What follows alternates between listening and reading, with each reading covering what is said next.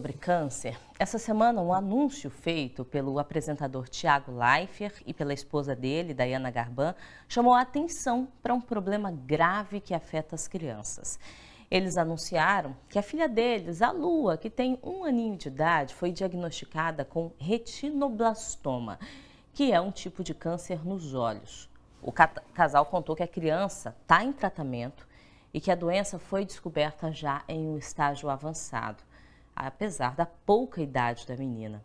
O retinoblastoma é um câncer ocular mais comum em crianças, é uma doença rara que atinge cerca de 3% dos casos de cânceres infantis, mas que precisa ser diagnosticada de forma precoce, assim como qualquer caso de câncer, para que o tratamento possa ser o mais efetivo possível. Nós convidamos o médico oftalmologista Fábio Ribas para falar conosco sobre este assunto, um assunto importante e que precisa da conscientização da população. Doutor Fábio, bem-vindo ao Bom Dia Sergipe, bom dia, muito obrigada pela sua participação. Eu já gostaria que o senhor trouxesse aqui para a gente os indicadores mais fáceis de serem percebidos pelos pais, pelos cuidadores dessas crianças. Quais seriam os primeiros sinais do retinoblastoma? Bom dia, Priscila. Bom dia, telespectadores da TV Sergipe. Acho muito importante essa participação para alertar a sociedade como um todo da exigência dos testes precoces nas crianças, né?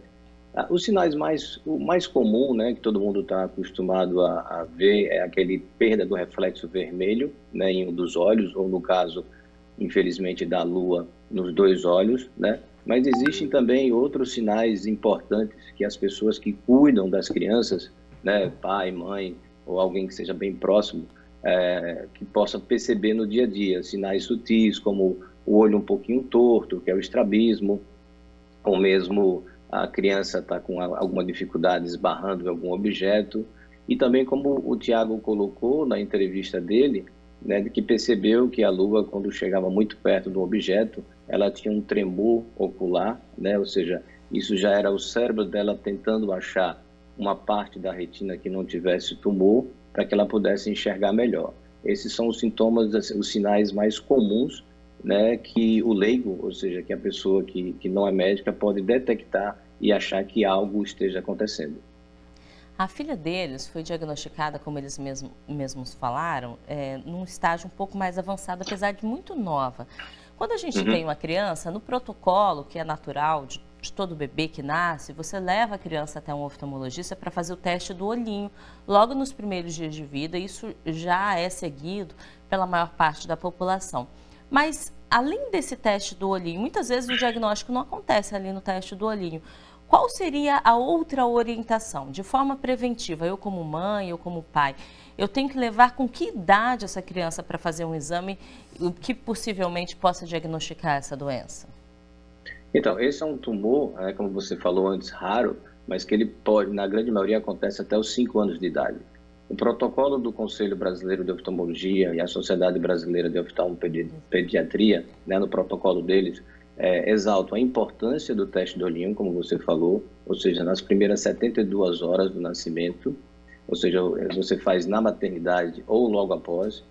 Acho importante que esse teste do olhinho seja com oftalmologista, porque vai ocorrer a dilatação pupilar e vai fazer um mapeamento de retina, porque, Priscila, também existem outras patologias tão importantes no desenvolvimento visual, que são mais comuns, como a catarata congênita, como o glaucoma congênito, que é uma condição bem difícil, e cicatrizes de fundo do olho por alguma doença inflamatória que a mãe possa ter tido.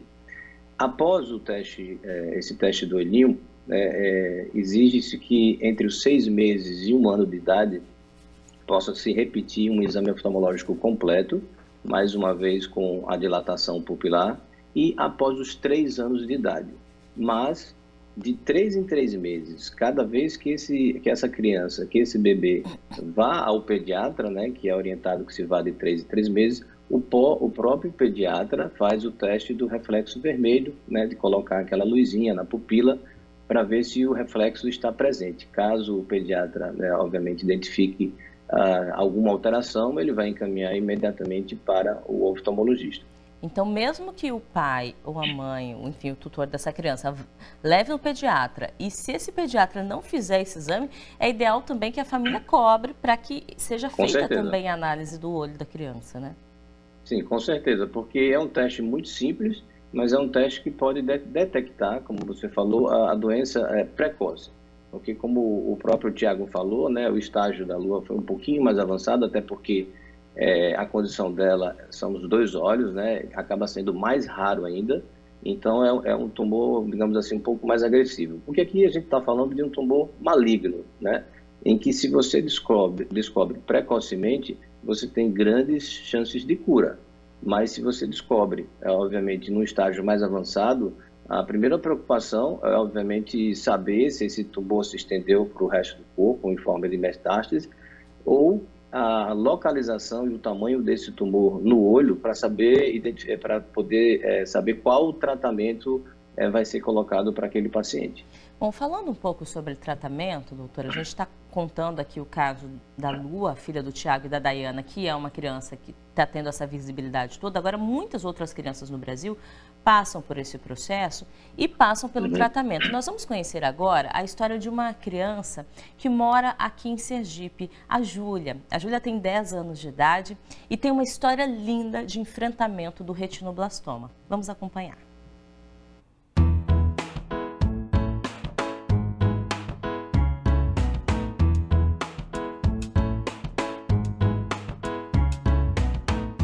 Hoje nós viemos conhecer a Júlia, essa menina aqui, doce, alegre, carinhosa, adora brincar e tem 10 anos de idade. É difícil até imaginar que tão novinha, ela já passou por tanta coisa. Com 4 meses de vida, em uma fotografia, a família percebeu algo diferente. A gente costuma tirar foto de mês das crianças, né? E quando a gente tirou a foto com o flash, apareceu a mancha branca no olhinho dela. E a gente achou que pudesse ser a janela que estava aberta, a máquina com defeito, mas nunca que a gente imaginaria que seria um câncer. E aí depois insistiu em todas as fotografias com flash, sempre aparecendo a mancha branca. Foi quando a gente começou a desconfiar. De acordo com o Instituto Nacional do Câncer, o retinoblastoma atinge as células da retina, que é a parte do olho responsável pela visão.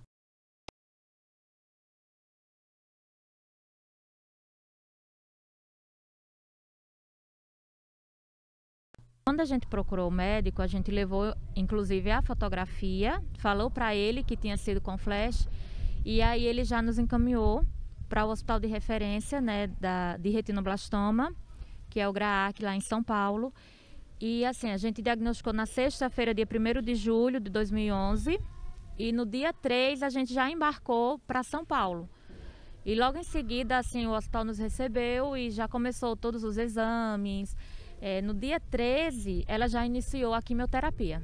Há 5 anos, Júlia não precisa mais de quimioterapia. E a cada 11 meses, ela faz acompanhamento com um oncologista. Ela está indo a cada 11 meses fazer o fundo de olho, a ressonância também da cabecinha dela, para ver se está tudo normal. E só isso mesmo. Ela tem uma vida normal, ela estuda. Ela nunca se atrasou na escola, inclusive. Para a idade dela, ela está acompanhando as crianças, tudo direito, tudo normal. Júlia é a prova viva de que o retinoblastoma pode ser vencido. Desde ela bebezinha, uma coisa que me segurava muito em todo o tratamento dela é que ela nunca se abalou. Apesar dela ser tão pequenininha, ela não deixava a gente se abalar porque ela sempre teve força. Ela sempre brincava, ela sempre pulava, às vezes fazendo quimioterapia e não parecia que estava. Ela pedia para ir para o hospital. Então, assim, isso nos ajudou muito e fez com que ela hoje fosse essa menina maravilhosa, muito esperta, compreensiva e que, assim, só dá muito orgulho para a gente mesmo. E ela é bem consciente de tudo que ela passou, muito consciente e agradecida também a Deus, em primeiro lugar, né? E aos médicos, que ela sempre está voltando lá com os mesmos médicos e ela sempre é muito grata a toda a equipe que cuidou dela e cuida até hoje. Eu aprendi que a vida é cheia de problemas, mas para tudo tem uma solução. E para quem está assistindo isso, eu aconselho a não perder a fé e a confiar em Deus, que Ele sabe de tudo praticamente. Linda, Júlia, um beijo para você. Olha que exemplo, né, doutor?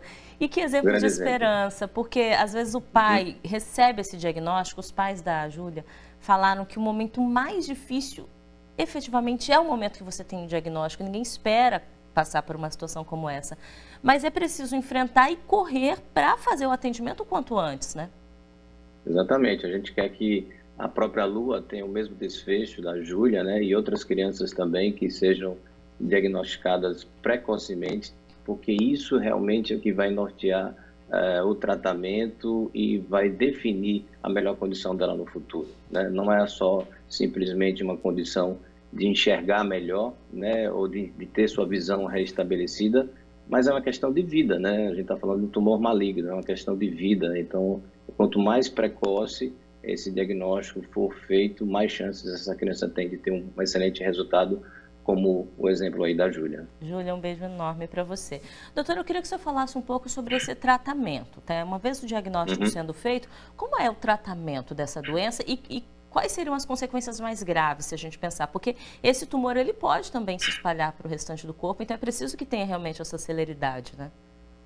Isso, o tratamento, obviamente, vai depender do estágio em que ele foi diagnosticado, né? Ou seja, da localização do tumor, do tamanho do tumor e, como eu falei há pouco, sobre esse tumor ter se espalhado ou não. Mas, geralmente, a gente indica para um serviço de referência de oncologia ocular, seja em São Paulo, seja em Salvador. Geralmente se faz quimioterapia, né? Geralmente uma quimioterapia venosa naquela localização. Em alguns casos, precisa, obviamente, se fazer cirurgia, infelizmente, até para salvar a vida, né? A gente pode perder a visão, mas salvar a vida. Ou seja, isso tudo vai depender do estágio, obviamente, em que esse tumor se encontra e, obviamente, o setor de referência vai definir qual é o melhor tratamento para aquele tumor naquele exato momento do diagnóstico. Doutora, a gente está falando do retinoblastoma, que acomete as crianças menores, os bebês, e que na grande maioria tem aquela origem genética, né? Que é algo que está ali na carga genética daquela criança e simplesmente vai acontecer. Existem casos em que essa doença pode ser desenvolvida depois, sem ser motivada por esse fator genético? Então, acho que é importante também passar isso para os pais, né? Até como um acalanto, que, assim, é uma alteração realmente genética, né? É uma alteração do cromossomo 13, ou seja, não existe nenhum fator externo que possa desenvolver o retinoblastoma. Não foi nada que o pai e a mãe fez ou teve uma gestação, ou enfim, nada. É uma condição da própria criança, uma alteração genética particular em que vai definir o crescimento desse tumor. O senhor falou bastante sobre essa faixa etária até os 5 anos de idade, mas após essa idade, é possível desenvolver a doença? A doença já é rara, né? Acima dos 5 anos acaba sendo mais raro ainda. Assim, existem pouquíssimos casos no mundo de crianças com até 10 anos de idade ter esse tumor. Mas veja, a gente está falando justamente de prevenção e de exame oftalmológico frequente. Se a criança vai, né, ao oftalmologista regularmente, eu acho que qualquer condição vai ser detectada precocemente. Mesmo aquelas crianças que puderem, mesmo em casos raros, desenvolverem depois. Por exemplo, após os 5 anos de idade, o senhor falou sobre essa periodicidade, o pediatra que pode analisar. Depois que a criança tem uma certa idade, essa visita também no pediatra diminui em termos de distância, né, de frequência. Você acaba indo a cada 6 meses ou a cada 1 ano ao pediatra, a não ser que a criança adoeça. Então, qual seria a orientação também desse acompanhamento oftalmológico para crianças um pouco maiores?